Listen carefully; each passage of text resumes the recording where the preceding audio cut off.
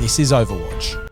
So the GMA, or Game Management Authority down in Victoria, recently released a post on Facebook where they encourage hunters to think about switching over to copper bullets. Now, this has been met with mixed reactions in the community, and rightfully so. So in this post, they did publish a couple of research articles regarding issues with lead bullets for both the environment and human consumption of meat shot with lead projectiles. So I want to discuss a couple of things regarding this.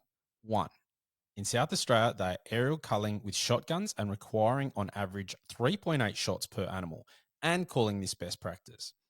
I know when I spoke with Jake Nicholson on episode 13, we discussed the issue with the amount of lead being sprayed into the environment, and that cannot be a good thing.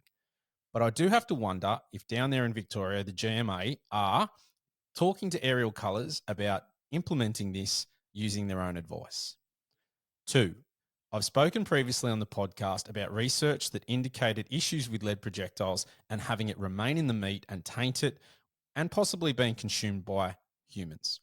I know Meat Eater covered this as well, as it seems to be a really hot topic, and the research out there is showing that it could be an issue for people.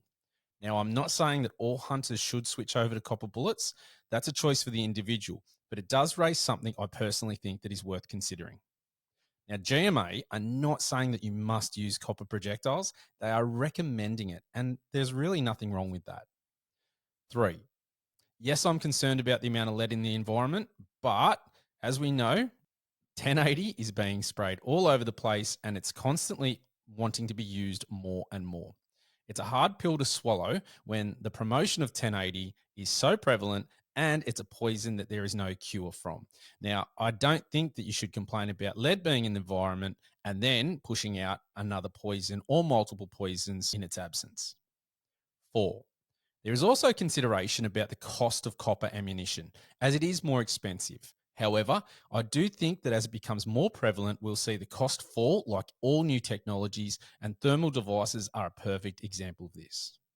My final thoughts on this are I don't see it as a bad thing going to copper. If we as hunters say that we are conservationists and care about the environment, then keeping lead out of it is a no-brainer.